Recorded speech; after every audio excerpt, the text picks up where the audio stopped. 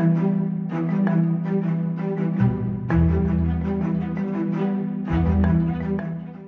Investasi Bahlil Lahadalia kembali bertindak ekspresif ketika mendukung paslon nomor urut 2 Prabowo Gibran saat debat pada Minggu 7 Januari. Bahlil yang duduk di baris kedua kursi pendukung Prabowo kedapatan melompat-lompat. Bahlil girang seusai Prabowo Subianto menyebut Anies Baswedan menyesatkan.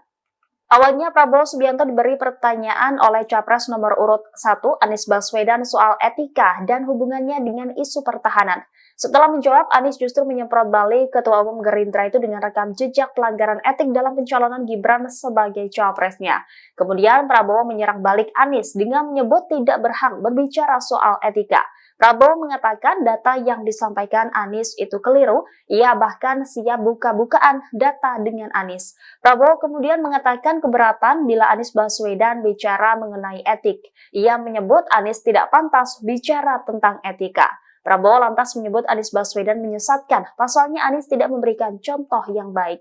Setelah Prabowo menyebut Anies menyesatkan, Bahlil langsung jingkrak-jingkrak dan menepuk tangan beberapa kali sangat cepat. Bukan kali ini saja Bahlil bertindak demikian ekspresif. Sikap yang sama juga ia tunjukkan ketika Gibran debat cawapres dan berhasil menguasai panggung debat seputar ekonomi. Semua data yang saudara ungkapkan itu keliru semua. Jadi saya bersedia kita duduk, kita buka-bukaan, ya.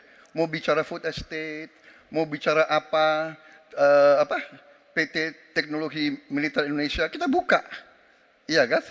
Jadi di mana masalahnya? Nah, saudara bicara etik-etik, ya kan? Saya tuh keberatan karena saya menilai, maaf ya, karena Anda desak saya terus terang aja saya menilai Anda tidak pantas bicara soal etik. Itu saja. Saya merasa bahwa Anda itu posturing, ya. Anda tuh menyesatkan. Itu aja, ya. Download Tribun X sekarang. Menghadirkan lokal menjadi Indonesia.